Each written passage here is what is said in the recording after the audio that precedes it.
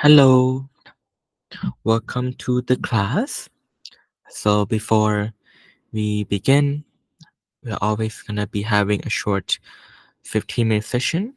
It's a great, not only that we can wait for other people to join later in the class, but also it's a wonderful time to bring our mind back to ourselves, to settle down and allow the mind to ready itself for the class.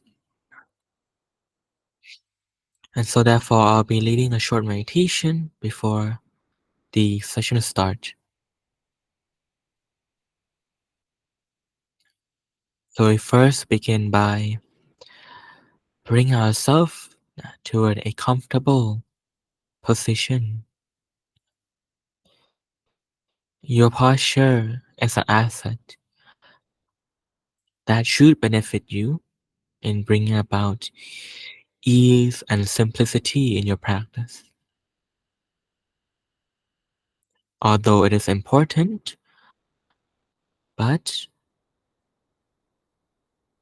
when we start off to meditate, allow our body and our posture to work for us instead of against us. We move our body around and start off by taking a deep breath so that we can bring our mind back to ourselves. Every time you inhale, take a moment to really be here, be present with yourself and the sensation of your body. That inhale brings back, demands attention from you.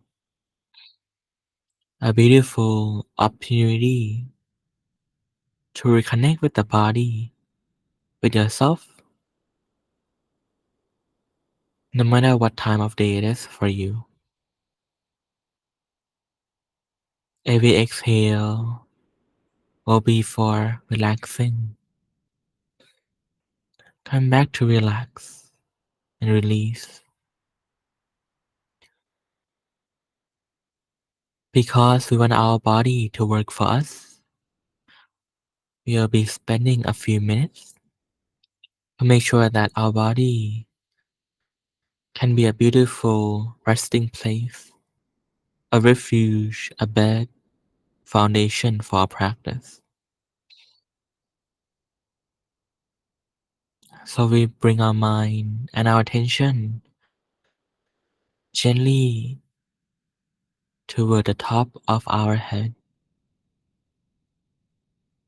Take a moment to feel the top of your head and the surrounding areas.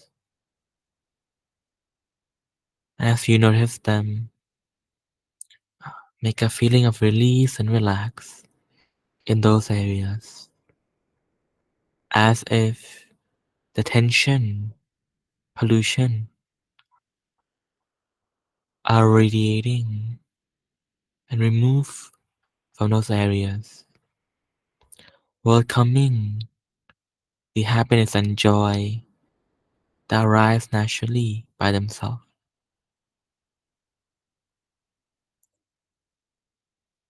We'll be moving down to our forehead, down to our eyebrows. This place is very important. Many people squint their eyebrows and their eyes to aim and to focus, but we'll be releasing because we're not using our eyes anymore. Move down toward our eyes and the areas of our eyes. Release and relax and feel the happiness that arises from that releasing of tension. Be thorough, take notice, appreciate this bubble of happiness that we can collect throughout our body.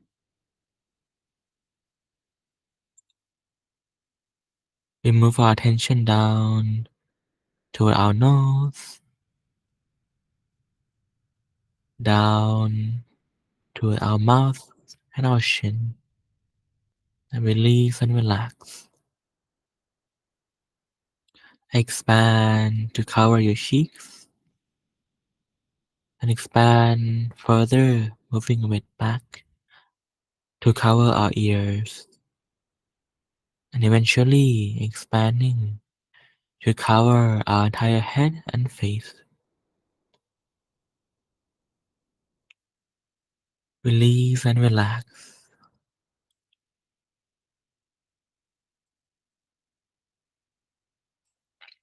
Even if it's not perfect, enjoy, appreciate the gentle happiness compared to before. And the important next step here is to bring a smile to your face. It will sound cheesy or something that you might not be familiar with, but think of it as a experiment where a gentle smile, even if just a shrug on the side of your lips, does have a reaction that you can perceive.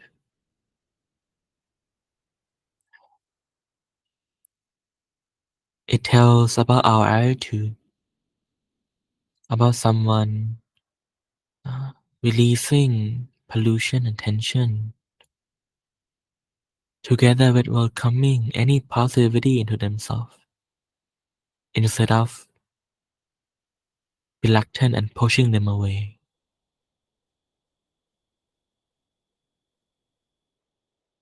With that right attitude of welcoming all the nice things and allow the pollution to slowly fade away, we move down toward our neck, lower down toward our shoulders. Release and relax all these muscles. Move them around a little bit if you need. Always welcoming, noticing, and appreciating the gentle pockets of happiness. Going further down toward our arms, down toward our forearms, our hands, until the tips of our fingers. Place them, your palm and your fingers, comfortably in a place where you feel right, you feel fit, or where you're used to,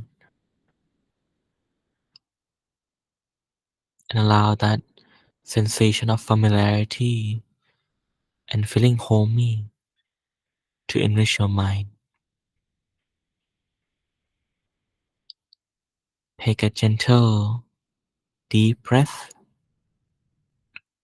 to expand our chest a little bit, fix our posture, and release, allowing our body not only to be in a position where all blood and circulation are smooth, but also relaxing our chest. Notice your upper back, behind your chest, below your shoulders, and release and relax. Move down to our torso, middle back, and down together toward our stomach and lower back. Slowly slide down and end off at our waist. Take a moment to feel expansive as you take a step back, zooming out and away to look at your entire upper body.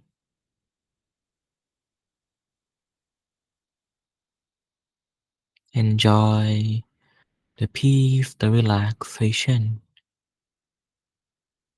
Allow the tension to release when you notice some remaining.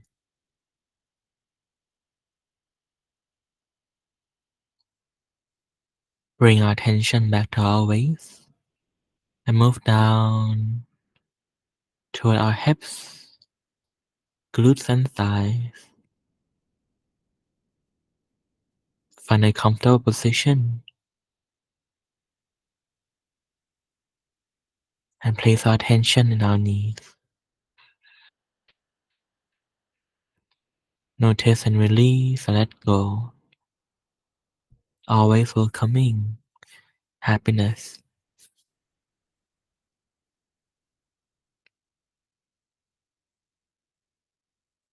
Move down toward your calf, down toward your feet until the tips of your toes.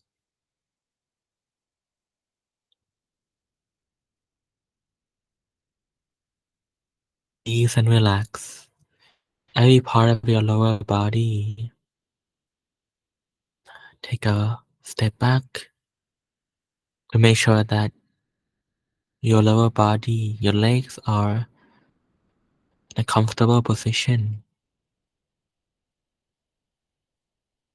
And now zoom back and zoom out.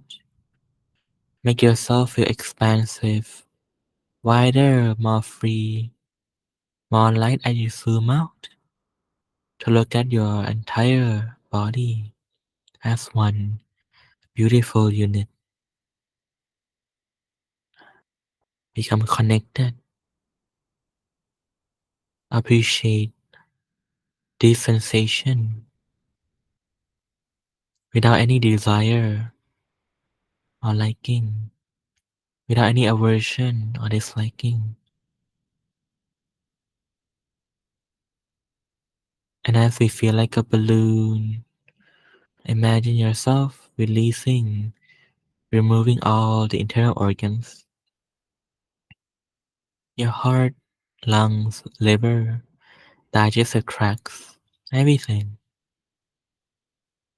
As we remove them one by one, feel lighter, more vast, more open,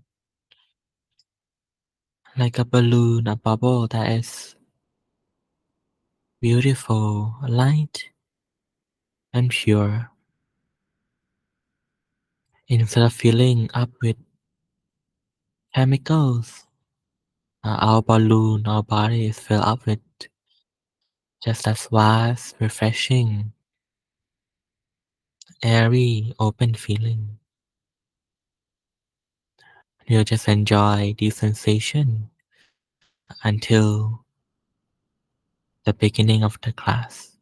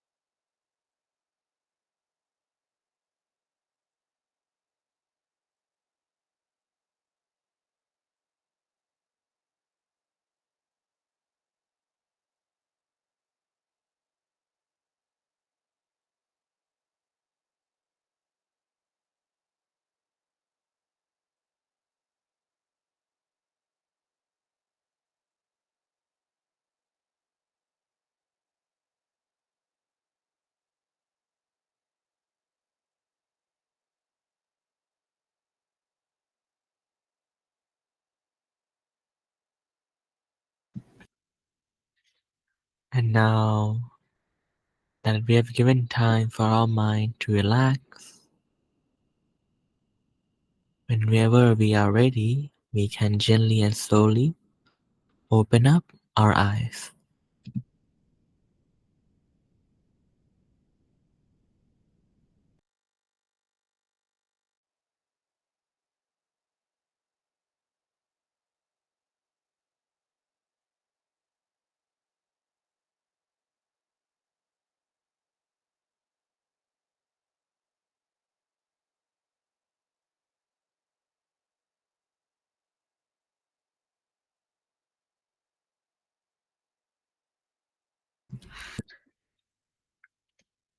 Welcome everyone to the class. Today's topic will be just me sharing about the different challenges and mistakes that I've been going through, not only in the 3 years that I was a monk, but also ever since like the beginning, because I've been practicing meditation since I was 7. So it's been like, oh my god, I'm old. 18 years? Yes, around that. So I'll be going through all of that. And before we go through that, I want to ask anyone, do they have any questions or requests that they want to ask relating to this topic? Like, for example, have uh, was there ever a time where I ABC or something like that? If not, then I'll just gonna share a few that I think might come into relevance.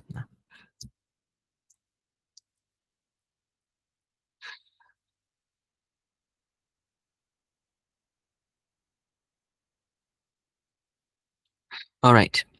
So where to begin? I think the main thing that many people are looking for here is about how I started meditation and the challenges and difficulties that faced and have overcome throughout the years.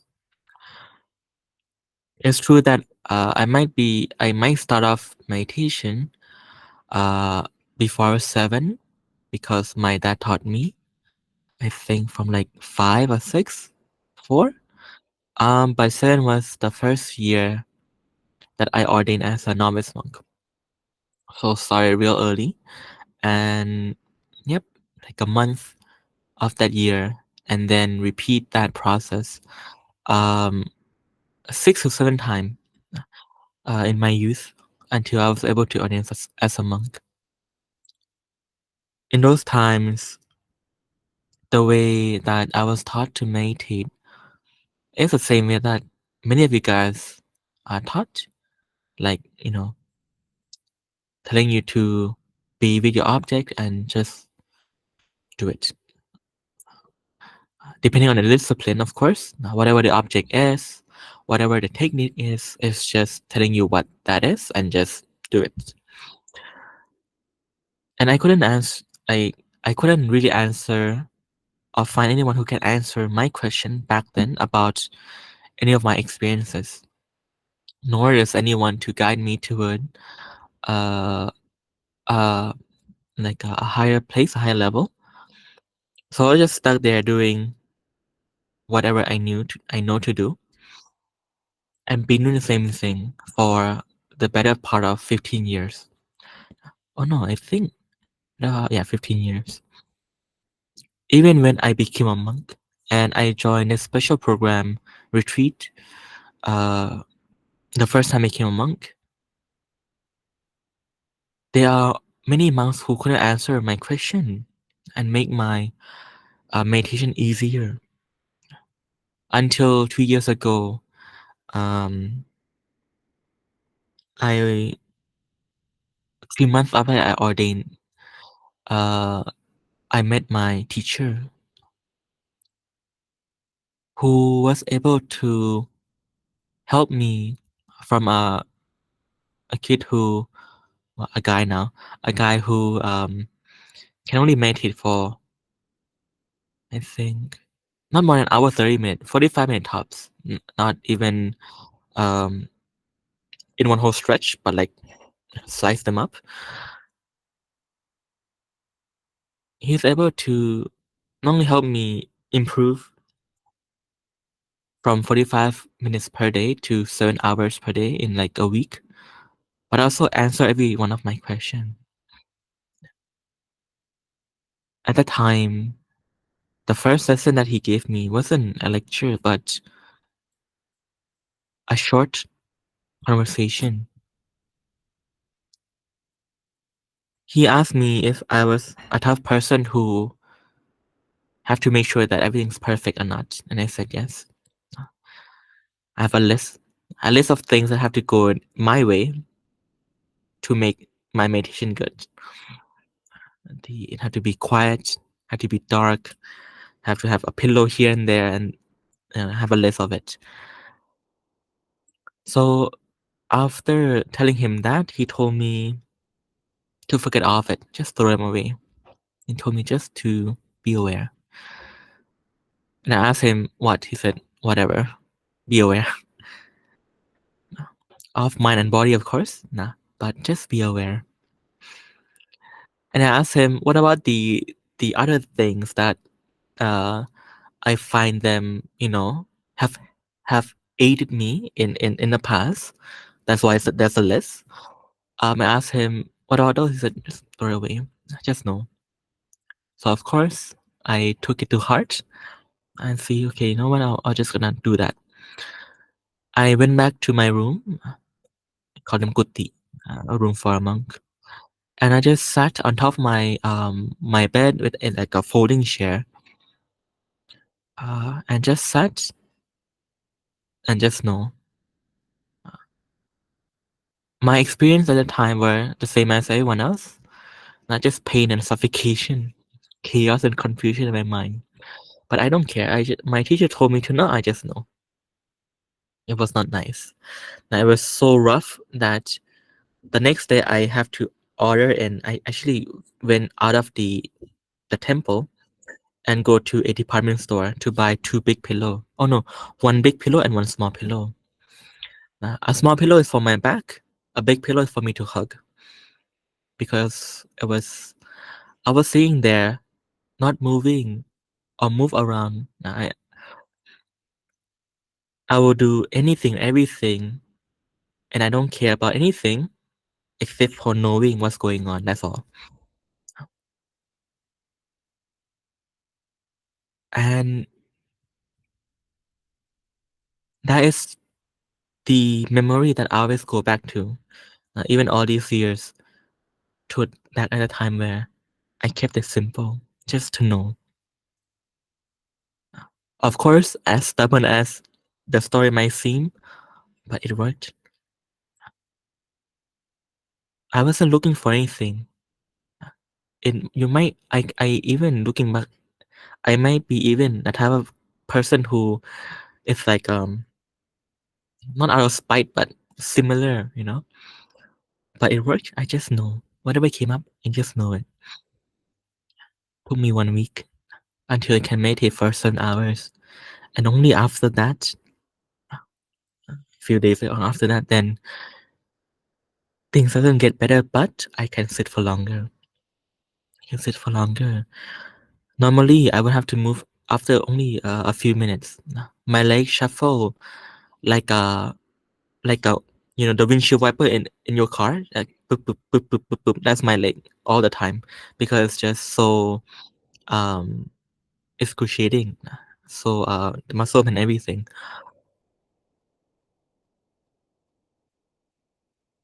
But over time, that become lower and lower.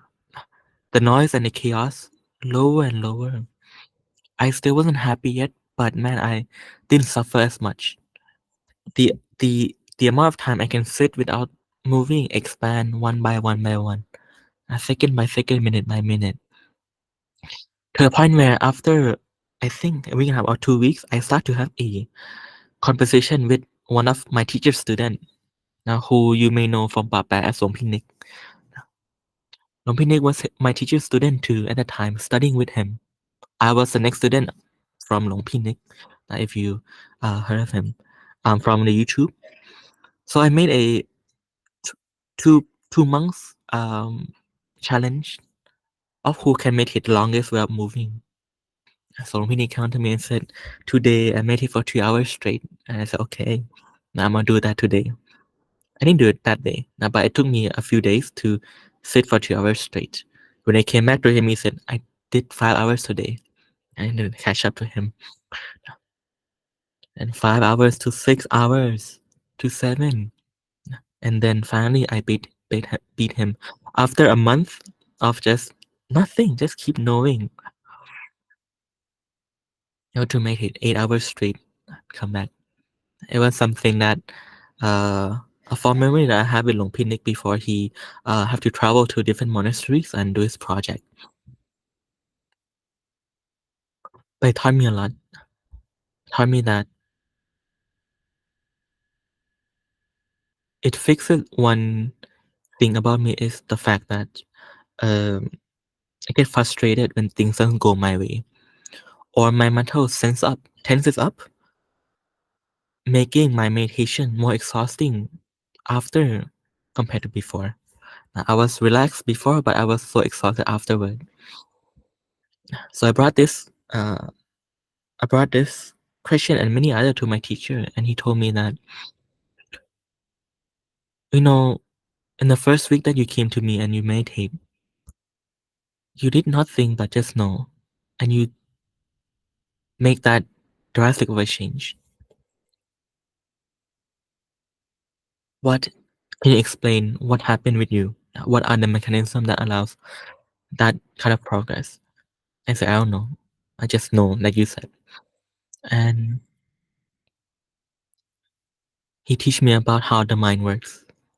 He said that like an engine, your mind, your body are like an engine. It works in respect to what you put in. When you eat healthy, your body that input become energy that push your body, the engine to move into a positive outcome. But if you eat junk food, then the outcome will be the opposite. Both junk food and healthy food are energy or fuel to run that machine, but the outcome reflects the input. Output reflects input. Same for the mind too. In Buddhism, sati or mindfulness is key, vital, and you're practicing that every second that you're meditating, even if you might dream or become agitated or otherwise, you're just mindful and sticking through it. Because of that mindfulness, which is a positive state of mind, that positive input for the mind, or a system in the mind that gives a positive output. Positive output, he explained to me, is retrospective. When your body's in pain, in with disease and illnesses, the positive outcome is to help you be in less pain, not to make you happy, not yet, nah, because your journey is not at that point, but just to make it easier, to able to make it longer, able to be fine. But when it comes to time where you can make it for longer and longer, there's no more thought, no more pollution, no more chaos. When things settle down, pain turns to no feeling. It's a feeling of emptiness, not suffering. You don't have to endure, but you don't feel good either, which was where I was at that time when he told me that. He told me it's a feeling that many people don't get to because they don't make that journey. But this is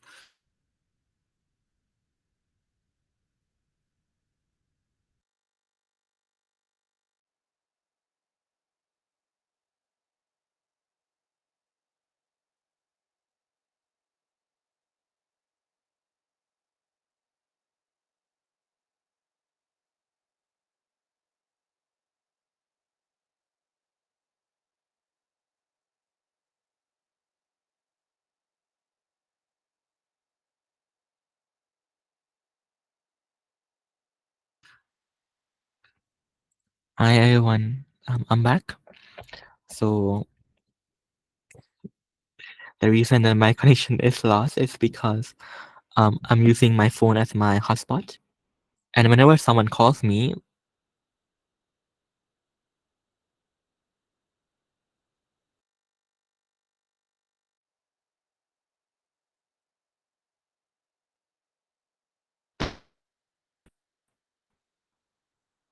hello, can you guys hear me? Okay, yes, Yes. sorry, yes, thank you. So, yeah, my using my phone's Wi-Fi, and it will if someone call me through my cellular, then the Wi-Fi will be off. So I got kicked off because scammers calls me twice. So I just blocked them. All right, let's resume. Um, yes. At the point where you no longer feel pain, when the point where it's like there's nothing there, you don't feel happy, appreciate because you're no longer in pain. And I was able to appreciate that because of where I started. I said, "Wow, that this is nice already. I feel good, but at least relieving that I go through all those hours just to allow the mind to clean out all the pollution, the noise, the chaos, that manifests in many thought, many worrying mind, or manifests in many emotion, negative emotion, but just in, clean out by itself. And there was, and then I just keep on meditating, keep on doing so, until it feels a bit nicer and a bit nicer. Happiness for me came 3 months after many hours of meditation per day. My routine was 8 to 10 hours per day. For the first 3 months, I met my teacher. Happiness came after the second month. So for those who meditate and find that, oh, I'm not happy today or happy a few days, I want you guys to really appreciate the the treat that you get. Mm.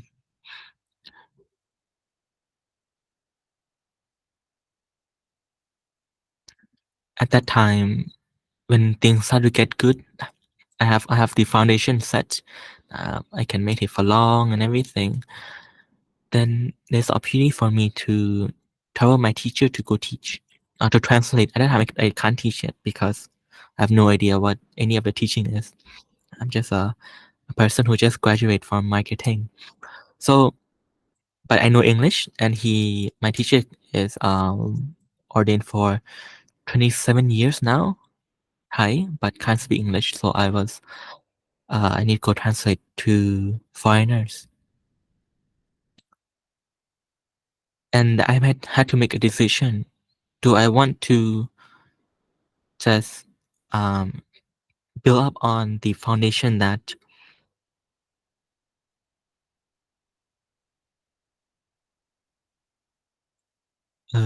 I built, or spend most of my time translating?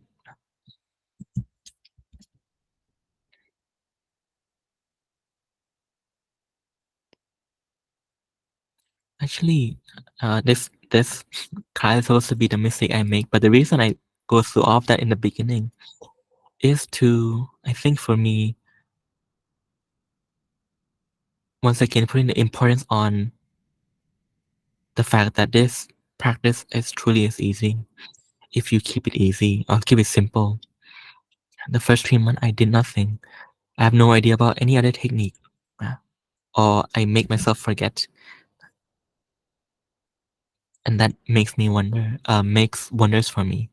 So yeah, it like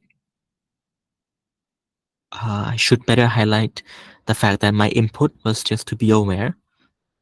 That's all. The output is able to move someone from 45 minutes per day to 8 hours straight, 10-minute routine every day for many months.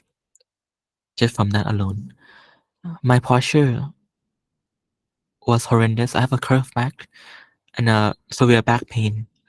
Now my legs was aching all the time. So my posture, most of the time I just lay on the bed or just sit with my feet pointing straight.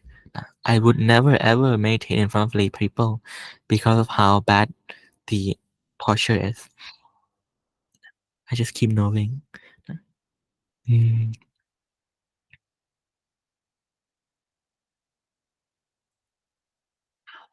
those were the good days. Now, from that moment onward, things started to get rocky. This is why had to then face problem and obstacle after my bubble broke. Now, the 3 month retreat that I was with my teacher. Um, after traveling, I make the first great achievement, but also my first, I would say, not biggest blunder, but I would say biggest blunder, not in terms of the severity, but a blunder that teach me, I think one of the best teaching. When traveling, I want to keep my practice going. I knew that I will have no time to meditate because literally I know back then I was I need to translate 6 to 8 hours per day for 6 weeks straight. Everything in Buddhism translate for this one person, that one foreigner.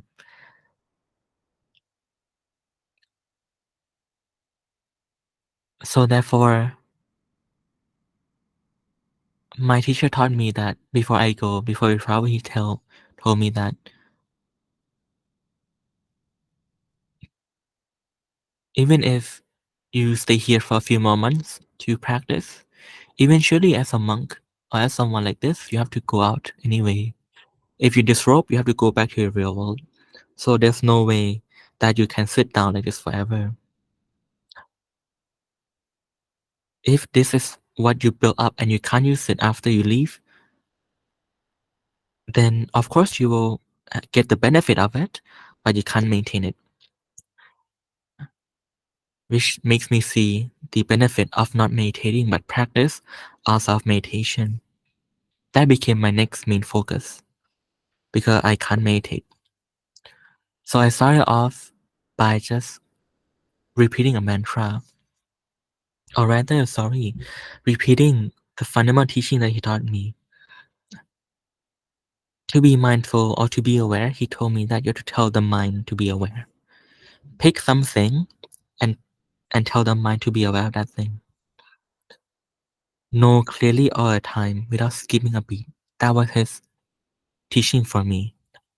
Knowing all the time and knowing clearly all the time without skipping a beat. So therefore, my mantra was to be aware of myself, to know, to be aware. Keep on repeating this. Be aware. Every step, be aware. The first day of traveling, it was an 8 hour ride from Chiang Mai down to the south. Throughout the ride, I just keep doing this. There are times where I forget, but whenever I remember, I come back. Whenever I bring my attention back, I would take a moment to be real and see am I actually aware of the object or not, or am I just um, repeating like a broken record? Because the key is to make mindfulness happen. The manualness of my practice lasts for the first 3 days. Oh, sorry, the first 2 days, where seemingly things doesn't change. I still keep on have to be manual and manual. But on the third day, I find that hey,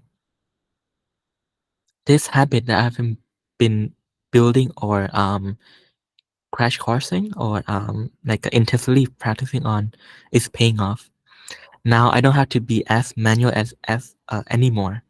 From manual, it turned to semi-automatic, where my mind will remind me to say, "Hey, be mindful." I say, "Ah, right, I have to be mindful," and from there, I keep going. Reminds me of people who first start off learning how to drive a car. The first 2 days for me would be the same as the first few days of you guys when you first operate a vehicle, you have to look at every single button, every single thing, and do it really, really slowly, methodically. But over, I think, a week or two, when you get used of the machine, then some of the aspect become semi-automatic. Still not fully automatic yet, but the manualness decrease, the seamlessness now start to rise up. And that was for me the third day, and I feel, oh wow, it's a lot easier. But I'm not there yet. So keep on practicing. Fourth day rolls around. Of course, each day was like 6 to 8 hours of translation of Buddhism. I find that wow. The third day, yesterday, I thought things are getting a lot easier and more light, more enjoyable. But fourth day was a whole different thing. It's so easy, so seamless, so light. I was very happy that day, and I told my teacher about it. He said, "Good, I keep doing it." He didn't teach me much, just like that. So again, going through my routine. The fifth day, the fifth day was when I got my mind blown once again. I praised my teacher about the fourth day so much. I thought this is like the pinnacle already, but the fifth day is nothing like that. It is not worlds apart, but multiple worlds apart. So easy, so nice, so like so everything. It is as if I don't even have to tell my mind to be aware. It's always automatic. And I practice from the beginning of the day until afternoon, after lunch, where the time that I gave my mind to practice this, to hone this, finally clicked, where I then naturally utter out that, wow, it is this easy, huh? To be aware all the time. That is where I first get to being automatic all the time, meaning I no longer have to remind myself anymore. It's always mindful, always there, every second, every moment. I was able to answer the question that people ask me, uh, do your day get longer if you're mindful all the time? The answer is, it's not longer, it's not shorter, but you just know more of that day. That's it. It's not longer, not shorter, but you just know more of that day. You know every passing moment, every step, every breath, everything. At the time, my crowning achievement, I was over the moon about it. Until 2 days later, I lost it all. Just 2 days later. All because I was careless and I stopped practicing. Like many people who have a lofty goal, for example, when they are sick or otherwise, they promise the world to themselves. I will be a better husband, wife, employee, son, daughter. I'll go to the gym. I'll cut, you know, toxic thing out of my life. But when they get healed of their illness, diseases, or out of their uh the place that they're locked in, then they just say, you know what, they forget, and they forgot, and they just go back to the same. Which where my teacher then come to me and said, "Good, very good, they lost it. Now you know, nah. Now you know that it's not about getting there. You get there now, so what? You got there already. But what is the point if you got there just to turn out to be someone who used to get there, who used to get to that level, not as used to, which is that is the point where I start to have to come back and reprioritize why I'm learning, why I'm practicing, not to achieve. Because he explained to me that as long as you keep practicing, you'll get there anyway, just like you did for the past 5 days, you got it. But did you build a habit out of it? Did you make it part of yourself? Have you make it solidify into your core that this become your normal, not become a trophy that you earn and just put it somewhere on the shelf somewhere and just forget about it. Mhm. So now from that point on, I then start from zero again, one by one. It's like start from zero again because I did really lost it all. Like I was so not mindful that come back to zero and start again one by one by one. Start to meditate again, start to this again, and take the time to really reset and then take it slow. Mhm.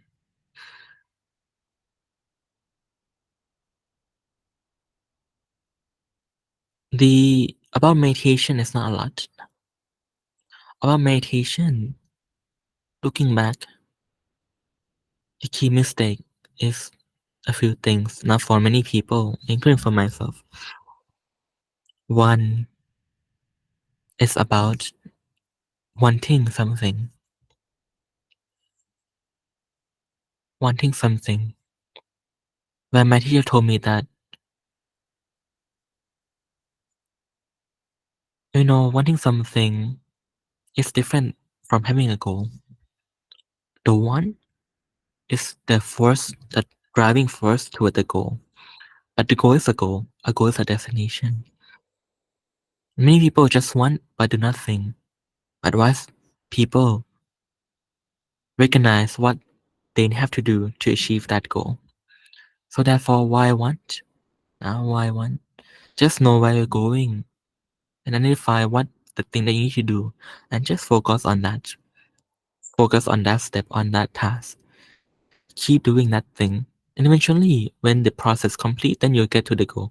Anyway, so from that point onward, I no longer care about experience, no longer care about attainment. Just let me don't have it as a goal because I still keep doing the step it took to get there anyway. But it no longer is something that kind of like pull me down. The second thing is importance about not being overly happy if I got it because it distracts me from the goal that I need to achieve is to make it a habit. Nah, the practice, we are building up habit, so that this thing can be solid enough to become a stage, a foundation, a foundation to do two things: to move to the next level, or to provide you a soft bedding if you fall down. If you don't create that bedding or that foundation to begin with, you can't go to the next level. If you try to do so, you'll break. You'll find yourself not successful. Even if you do break and just life happens and you find yourself not able to practice or otherwise, there'll be this foundation as a bedding to hold you, not to go back to zero, but to bring it to help you then have something to fall back on.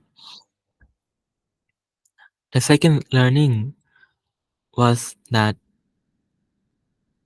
there are thoughts in my mind again stemming from that want and the imperfection, and because it's not like I don't want anything, that is not perfect yet, but because of that tiny bit, the thought in the mind then adds up. How about do this? How about do that? How about do this and that? Being led to make something as simple as just telling my mind to be aware would have helped me for so much for the first 3 months after my teacher to make it more than that, more than it needs to be. If just being aware alone, uh, of course, being content to, neutral to whatever arises, got me that far, 8 to 10 hours straight, then I already got it. I already got what I need to get to where I want to be. Why carry more than what I need?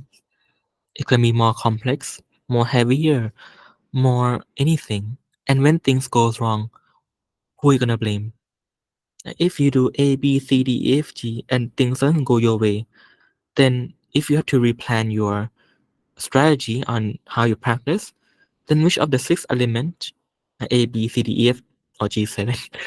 Do you change and fix? You have no idea. I can't point at the culprit. Like keep it simple. Keep it simple, easy. Then that is enough because it's not you who are doing the work. It's the mind. It's the engine. It's the system that move forward. Being mindful is just a mindfulness is just a tool that brings about that positive energy to run the machine as the mind to deal with the confusion chaos that we're all dealing with. And no matter why, no wonder why many people here, just by the fact that they're just aware of their breath or otherwise, able to uh, attain or achieve the same outcome as everyone else here. A different family, different culture, different upbringing, but yet doing this simple thing, everyone around the world achieve the same outcome. And they do not think but just remind themselves to be aware of their breath or stick to the mantra or otherwise, whatever it is. The second one, the third one here is to importance of recognizing improvement. I think that's the big thing early on for me is the fact that especially the first month where things are really tough. I remember I don't feel better after 2 months of 8-hour meditation every day. Those are times I had to really sit down and think today, where did I grow? If, have my pain dropped? If no, then no problem. Means that there's a lot to clean. But am I able to deal with this issue better today or not? Even in the toughest of time, need to be able to point my mind and myself to see the growth. That is what kept me moving. My teacher told me that you have able to give credit where credit is due. You can't be the one who blindly only see 100% and be discontent or content if you get that 100% or not. See, recognize, praise yourself. This is your accomplishment. The more pain you go through, the better, because these these pain and suffering not only build you up to be build you that beautiful foundation, but also when you one day become a teacher, they will go through everything that you go through. But the more you go through, the more people you can help because you understand what they are facing, what helped you, how did you do it, what are the key that will unlock that problem, and you can then provide that teaching to the other person. Your time, your effort, your energy that you endure in all this time never go to waste. Your endurance, other people will greatly appreciate that. Because of you, you make other people's life easier. Uh, And you also become someone who have a treasure trove of understanding, key to solving all these problems, treasure trove of endurance and everything that you gain from going through the first 2 months of that rigorous meditation. So the third point is about that, about seeing improvement. If you can encourage, motivate your own mind, then you can do so for other people too. Have a developing your mind to naturally be refined, precise, meticulous. Uh, Allow the mind to just be detail oriented, a skill that we all need to use anyway. Able to see the good and the bad, able to help you with right view, able to have the right attitude, right view, right understanding of the situation despite everything that is hurting you. So these are just stories for from the first one. First, um, 3, 4, 5 months of my 3 years of being a monk. After I met my teacher, so yeah, I hope that these stories help. These stories help. Mm, even nowadays, still have to learn the same lesson. So doesn't mean that I'm way further ahead, but it gives me confidence that if I did it once, I can do it again, because I already have the key to solve it. It just I have to be more disciplined, which that is my key drawback. Is not disciplined as much yet compared to my teacher. So yeah. So those are the stories, which I think I think it would be nice to share more, because there's a lot of those stories throughout my time. All right.